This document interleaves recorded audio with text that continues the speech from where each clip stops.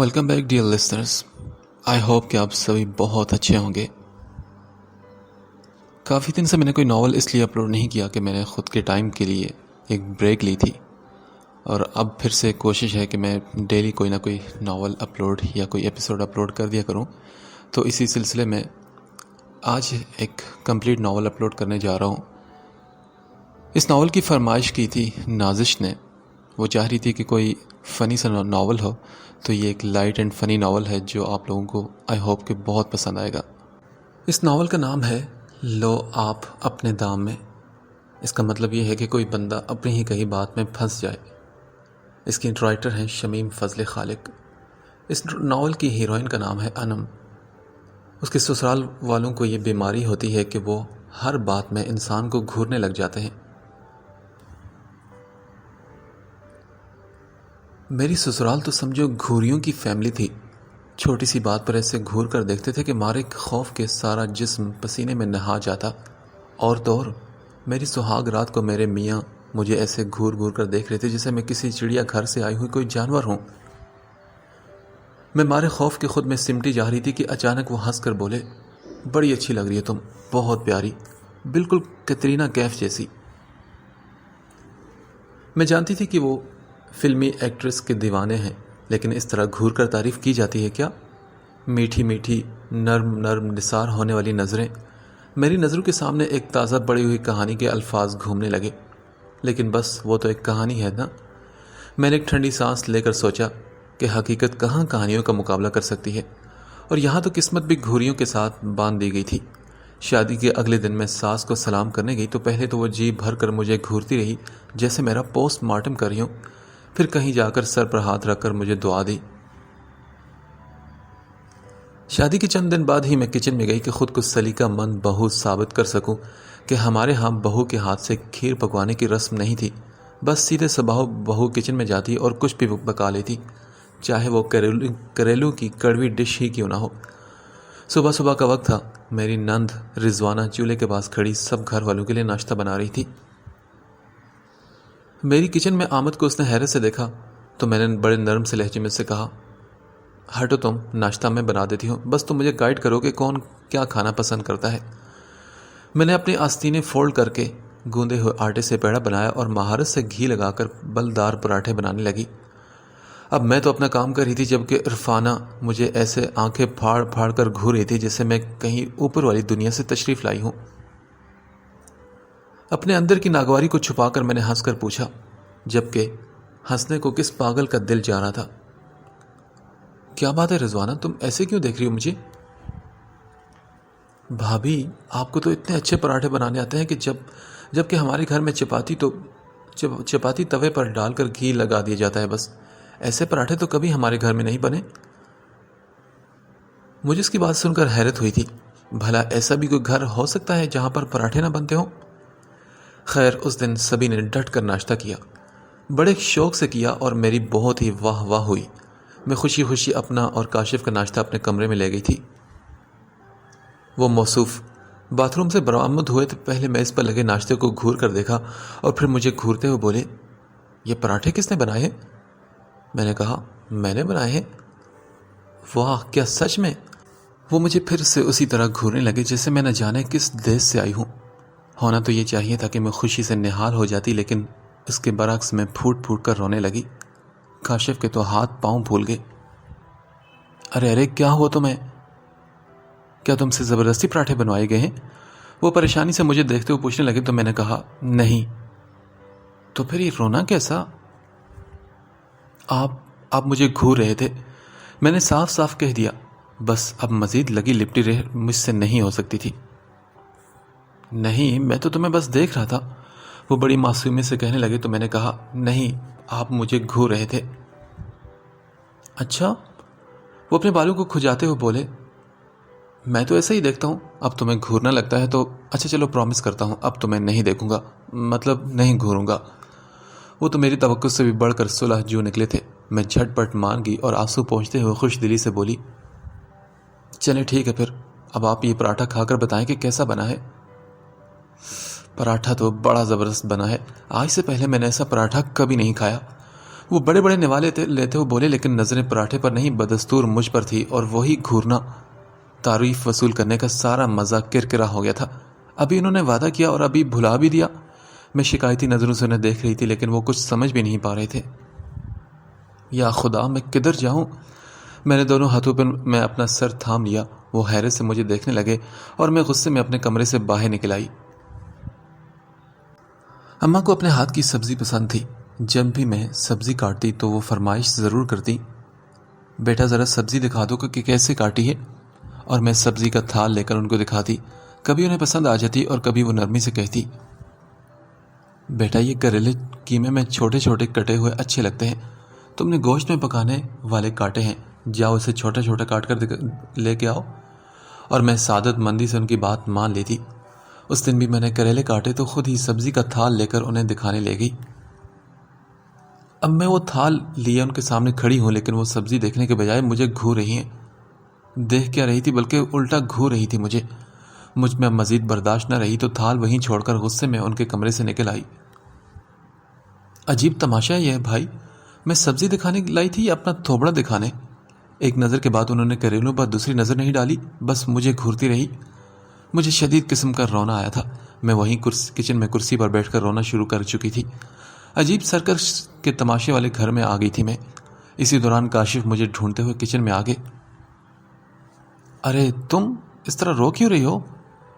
وہ پریشان ہو کر بولے، کسی نے کچھ کہا ہے کیا؟ کاشف، میری سمجھ میں نہیں آتا کہ آپ کے گھر والے کو یہ گھورنے والی بیماری کیوں ہے؟ میں تو پریشان ہو کر رہ گئی ہوں۔ ہر وقت یہی لگتا ہے جیسے میرے چہرے پر کچھ لگا ہو۔ آخر میں کب تک برداشت کروں؟ اسی دوران میں نے کچن کے دروازے میں اماں کا سفید آنچل اور رضوانہ کا پیلا آنچل لہراتا دیکھ لیا تھا۔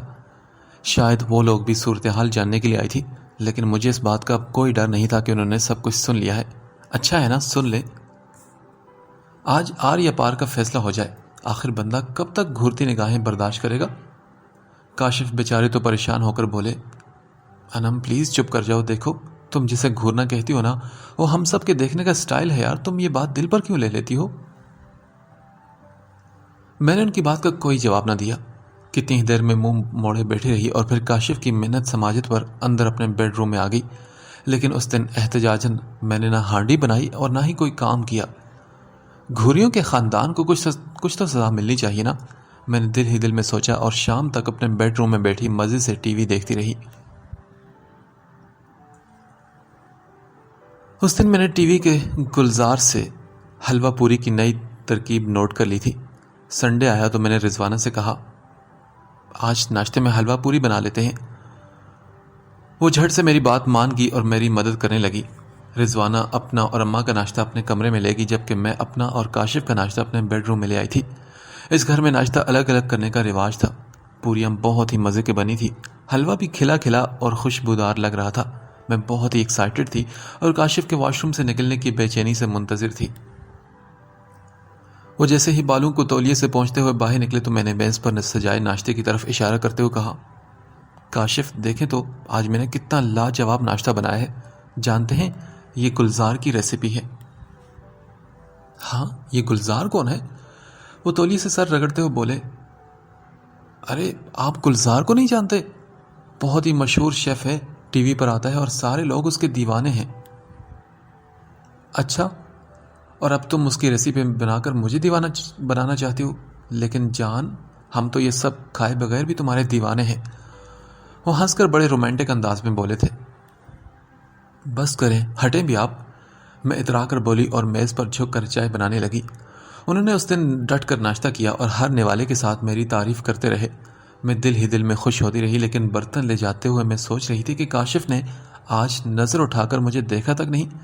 وہ بس سر جھکائے نظریں نیچے کی ناشتہ کرتے رہے۔ میں نے بھی کندھے اچکا کر خود سے کہا، چلو اچھا ہے نا، سبھی کو عقل آ گئی، ورنہ اس بات کو لے کر میرا ان سے سیریس قسم کا جھگڑا ہو جانا تھا۔ آج اماں کا حکم تھا کہ گوشت میں بھنڈیاں ڈال دو دوپہر کے کھانے میں۔ اب مصیبت یہ تھی کہ یہاں سبزیوں کی الگ الگ شیپ بنائی جاتی تھی۔ قیمے میں بھنڈیاں چھوٹی کاٹ کر ڈالو، گوشت میں ہر بھنڈی کے 2 ٹکڑے کر دیا کرو۔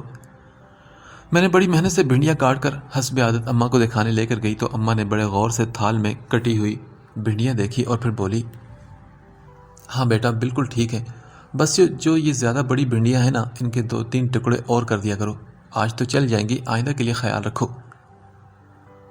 جی اچھا ماں جی، میں بڑی تعبیداری سے کہتی ہوئے کچن میں آ گئی، لیکن میں حیران تھی کہ آج اماں نے بھی کوئی بھولی بسری نگاہ بھی مجھ پر نہیں ڈالی تھی۔ گھورنا تو دور کی بات ہے، وہ سارا وقت بھنڈیوں کے تھال پر نظریں جمائی رہی، بات کرتے ہوئے بھی انہوں نے اپنی نگاہ اوپر نہیں اٹھائی تھی۔ چلو یہ بھی اچھا ہے، ان لوگوں کی یہ بری عادت ختم ہوئی۔ میں نے ریلیکس ہو کر سوچا اور گنگناتے ہوئے بھنڈیاں پکانے لگی۔ میں نے غور کیا تو مجھے احساس ہوا کہ رضوانہ بھی اپنی نظریں نیچے کیے رکھتی ہے۔ اگر بات کرتی ہے تو یا تو نیچے دیکھتی ہے یا کسی اور طرف دیکھتے ہوئے مجھ پر بات کرتی ہے۔ مجھے دل ہی دل میں ہنسی آئی کہ کیسے میں نے سب کو سیدھا کر کے رکھ دیا تھا۔ پھر ایک دن میں اپنے لیے کپڑے نکالنے لگی تو میری نظر اپنے فیروزی سوٹ پر پڑ گئی۔ یہ میری شادی کے دنوں کا سوٹ تھا، مطلب کہ شادی کے شروع کے دنوں کا۔ فیروزی رنگ پر سرخ رنگ کے موتیوں کا کام کیا گیا تھا۔ میرا یہ سوٹ کاشف کو بہت پسند تھا۔ وہ ہر دوسرے تیسرے دن اس سوٹ کے پہننے پر زور دیتے تھے اور پھر مجھے سامنے بٹھا کر محبت اور شوق سے کتنی دیر تک دیکھتے رہتے۔ اس سوٹ پر نظر پڑی تو میں مسکرا کر خود سے کہنے لگی، چلو انم، آج بن کہے میاں جی کی خواہش پوری کر دو اور یہ سوٹ پہن لو۔ سوٹ پہن کر میں نے خود کو سنوارا، ڈارک کلر کی لپسٹک لگائی، بالوں میں ریڈ کلر کے کلپ لگائے اور بیڈ روم میں بیٹھ کر کاشف کا ویٹ کرنے لگی۔ میں بار بار بے چینی سے دروازے کو دیکھتی۔ آخر کار اس انتظار کا خاتمہ ہوا اور کاشف بریف کیس ہاتھ میں لیے اپنے بیڈ روم میں آئے۔ انم پلیز ایک گلاس پانی پلا دو۔ شاید ان کی نظر ابھی میرے کپڑوں پر نہیں پڑی تھی۔ میں اٹھی اور کولر سے ٹھنڈے پانی کا گلاس ان کے لیے لے آئی۔ انہوں نے جھکی نگاہوں سے میرے ہاتھ سے گلاس لے کر پانی پیا۔ اس دوران انہوں نے نظریں اٹھا کر مجھے نہیں دیکھا اور میں تو ہکا بکا رہ گئی تھی۔ وہ اٹھ کر واش روم چینج کرنے چلے گئے تھے۔ میں خالی گلاس ہاتھ میں لیے وہیں بیٹھی رہ گئی تھی۔ چینج کر کے وہ بیڈ پر گر گئے اور بولے، کیا آج کھانا کھانے کا کوئی پروگرام نہیں تمہارا؟ ان کی بات پر میں بے دلی سے اٹھ کر کچن میں چلی گئی، لیکن مجھے لگ رہا تھا جیسے میرے دل کو کوئی نوچ رہا ہو۔ اتنی بے قدری! کتنی محنت سے آج میں کاشف کے لیے تیار ہوئی تھی اور انہوں نے مجھے ایک نظر تک نہیں ڈالی۔ میرا دل زور زور سے رونے کو چاہ رہا تھا، لیکن خود پر قابو رکھ کر میں نے ان کا کھانا لے کر کمرے میں آ گئی۔ کاشف کی عادت تھی کہ وہ ٹی وی کے سامنے بیٹھ کر کھانا کھاتے۔ میں کمرے میں آئی تو وہ ٹی وی کھولے بیٹھے تھے۔ ان کے سامنے کھانا رکھ کر میں منہ پھلا کر کمرے کے کونے میں رکھی کرسی پر بیٹھ گئی تھی۔ ارے تم کھانا نہیں کھاؤ گی کیا؟ وہ ٹی وی پر نظریں جمائے بولے تو میں نے کہا، نہیں۔ کیوں، کیا تم کھانا کھا چکی ہو؟ ان کی نظریں ابھی بھی ٹی وی پر تھی اور وہ مجھ سے پوچھ رہے تھے۔ میرا تو دل جل کر کباب ہو گیا۔ کب میں نے ان کے بغیر کھانا کھایا تھا جو آج کھا دی؟ آپ کو میری کیا پرواہ، آپ اپنی پیٹ پوجا کی فکر کیجیے، میں رندی ہوئی آواز میں بولی۔ میرا خیال تھا کہ وہ بوکھلا کر میری طرف دیکھیں گے اور ان کو میرا پہنا وہ سوٹ نظر آ جائے گا جو ان کا پسندیدہ سوٹ تھا، لیکن ان کی نگاہیں ابھی بھی ٹی وی پر ہی تھی۔ ارے ایسے کیوں بات کر رہی ہو؟ میں اپنے لاڈو کی پرواہ نہیں کروں گا تو کون کرے گا؟ چلو آؤ، ورنہ میں سارا سالن چٹ کر گیا تو پھر خالی چپاتی کھا کر پیٹ بھرنا ہوگا تمہیں۔ ان کی بات پر میں پھر بھی منہ بسورے بیٹھی رہی۔ وہ بھی چپ ہو کر کھانا کھاتے رہے۔ کھانا ختم کر کے انہوں نے ایک ڈکار لی اور پھر سے ٹی وی میں گم ہو گئے۔ میں برتن لے کر کچن میں آئی، الٹا سیدھا کھانا کھایا، لیکن ساتھ ساتھ آنسو بھی بہاتی رہی۔ سنا تو تھا کہ شادی کے بعد مرد بدل جاتے ہیں، لیکن آج دیکھ بھی لیا تھا۔ مجھے کاشف کی شروع کے دنوں کی محبت یاد آنے لگی تو میں زیادہ زور و شور سے رونے لگی۔ کھٹکے کی آواز پر دیکھا تو وہ کاشف تھے۔ کیا ہوا تمہیں؟ ایسے رو کیوں رہی ہو؟ مجھے کچھ انہونی کا احساس ہو رہا تھا، اس لیے میں تمہارے پیچھے چلایا۔ سب خیریت تو ہے نا؟ خاک خیریت ہے؟ میں نے ان کا ہاتھ جھٹک کر بھرائی ہوئی آواز میں کہا، میں نے صبح سے اتنی محنت کی، آپ کا پسندیدہ سوٹ پہنا، دل لگا کر میک اپ کیا اور آپ نے نظر اٹھا کر مجھے دیکھا تک نہیں؟ یہ آپ کی محبت ہے؟ میری بات پر وہ مجھے سینے سے لگا کر دھیمی سی آواز میں بولے، ارے انم، تمہارے شکوے سر آنکھوں پر، لیکن یہ سب کچھ تمہارے حکم کی تعمیل میں ہو رہا ہے۔ کیا مطلب میرا حکم؟ میں نے حیرت سے اپنی سرخ آنکھیں اٹھا کر انہیں دیکھا تو وہ بولے، ہاں نا، اور کیا؟ تمہیں ہمارا دیکھنا گھورنا لگتا ہے تو اس لیے اماں جی کا حکم تھا کہ آئندہ انم کو نظر بھر کر کوئی نہیں دیکھے گا اور اسے نظریں جھکا کر بات کی جائے گی۔ لیکن کاشف، آپ تو میرے ہسبینڈ ہیں نا؟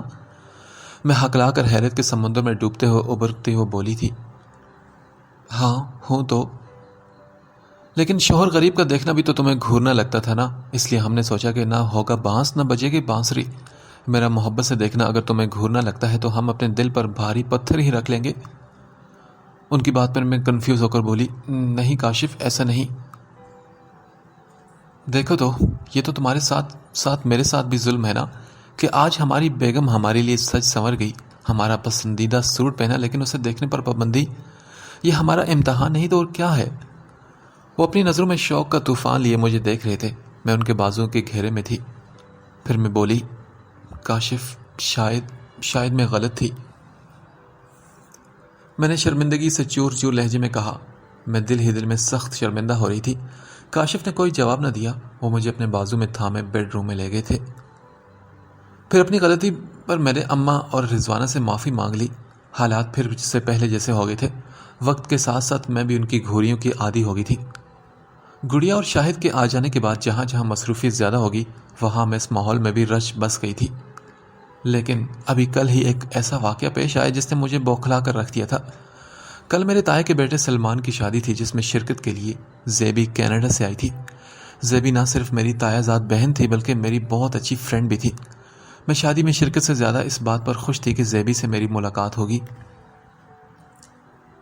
اس لیے فنکشن تو رات کا تھا، لیکن میں اماں سے اجازت لے کر صبح میں ہی چلی گئی تھی۔ زیبی مجھے دیکھ کر اور میں اسے دیکھ کر بہت خوش ہوئی۔ باتوں میں وقت گزرنے کا خیال ہی نہ رہا۔ ایک وقت ایسا آیا کہ زیبی نے ملنے کے لیے آنے والی اپنی نند سے باتیں شروع کی۔ میں خاموش بیٹھی رہی۔ جب اس کی نند کمرے سے باہر چلی گئی تو زیبی مجھے غصے سے ڈانٹتے ہوئے بولی، انم، یہ کیا ہو گیا تمہیں؟ تم شادی سے پہلے تو ایسی نہیں تھی۔ کیوں، مجھے کیا ہوا ہے؟ میں تو ٹھیک ہوں، میں نے حیرت سے پوچھا۔ تو وہ بولی، یار انم، جب میں فائزہ سے بات کر رہی تھی تو تم مجھے مسلسل گھور رہی تھی۔ کیا میں گھور رہی تھی؟ میں بوکھلا کر پوچھنے لگی تو وہ بولی، ہاں، اور تمہیں میں اس لیے سمجھا رہی ہوں کہ تم سے میری بے تکلفی ہے۔ دیکھو، جیسے بات چیت کے اٹھنے بیٹھنے کے آداب ہوتے ہیں نا، ویسے ہی دیکھنے کے بھی آداب ہوتے ہیں۔ اس طرح گھور کر کسی کو دیکھو گی تو وہ بندہ اپنے آپ کو ان ایزی فیل کرتا ہے۔ تم میری بات سمجھ رہی ہو نا؟ میں نے ہاں میں سر ہلا دیا کہ یہ بات مجھ سے زیادہ کون سمجھ سکتا تھا، لیکن میں کیا کرتی؟ گھوریوں کے خاندان میں گئی تھی، اثر تو مجھ پر ہونا ہی تھا۔